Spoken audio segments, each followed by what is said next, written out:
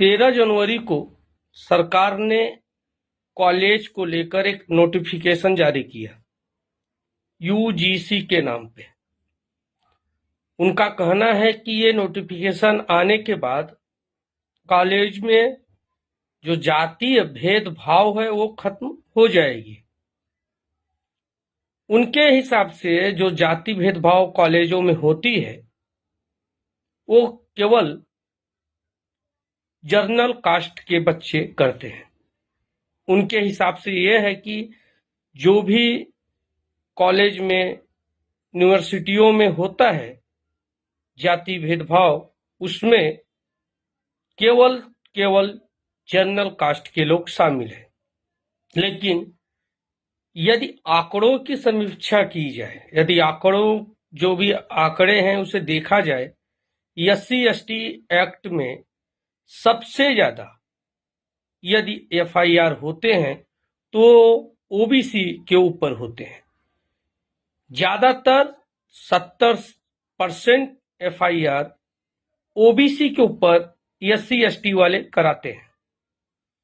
वो सारे FIR, कई ऐसे FIR निकलते हैं जो कि फर्जी भी होते हैं और कई ऐसे FIR होते हैं जो सही भी होते हैं।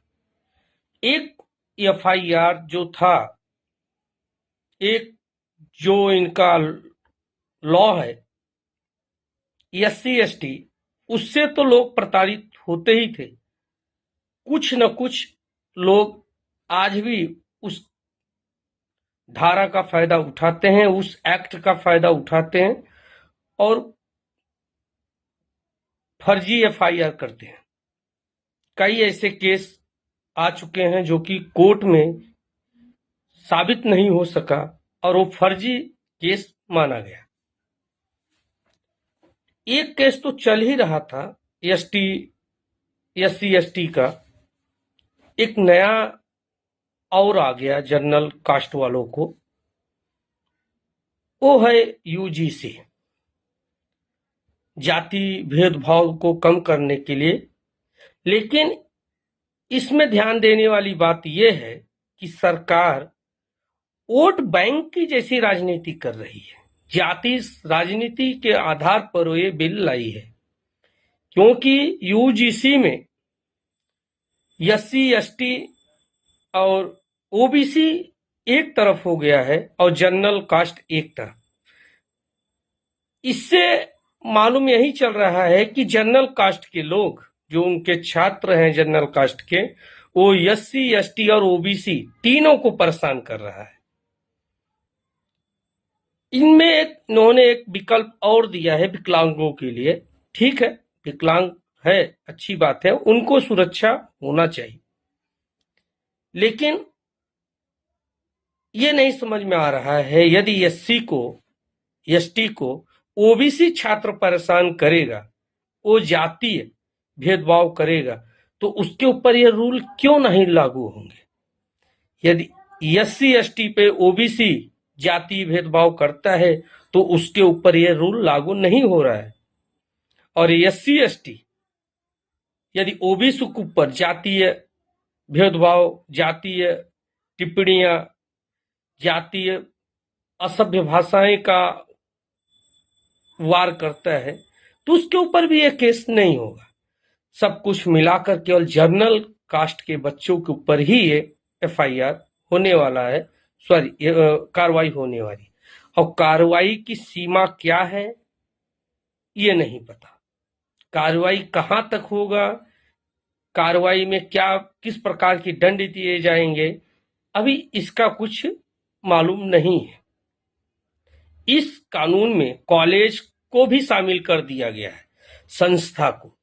यदि कोई SC/ST OBC वाला जनरल कास्ट के बच्चे के ऊपर कंप्लेन किया है, ऑनलाइन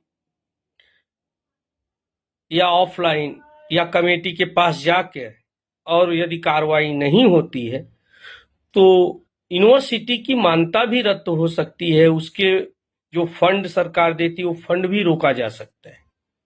मतलब कार्रवाई होगा ही होगा, चाहे झूठी केस हो या सही केस हो। इसमें सबसे दुविधा वाली बात यह भी है, यदि कार्रवाई होती है, ठीक है, यदि कोई गलत है उसके ऊपर कार्रवाई हो, कोई भी जनरल कास्ट का बंदा, बच्चे किसी को भी प्रताड़ित करते हैं जाति भेदभाव के हिसाब से, या किसी भी तरह के यदि कोई भी प्रताड़ना करते हैं, उनके ऊपर कार्रवाई होना चाहिए।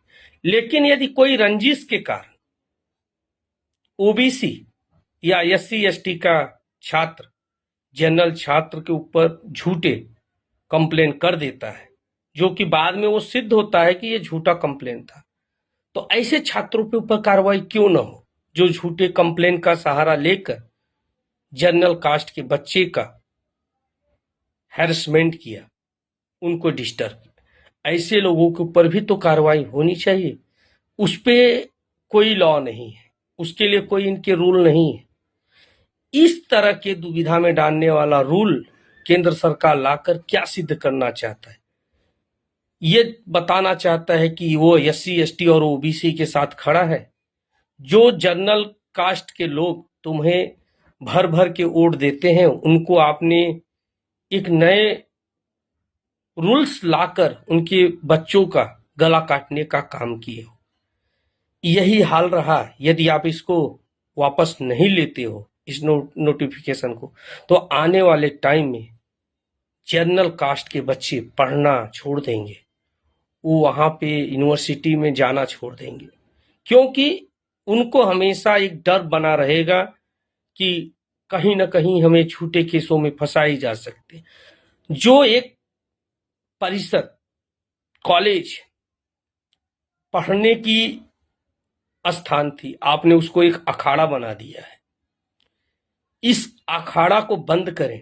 ये जाति जो अखाड़ा चालू करने की प्रयास कर रहे हैं, वोट बैंक को ध्यान देकर उसे आप बंद करें, उसे वापस लें, नहीं तो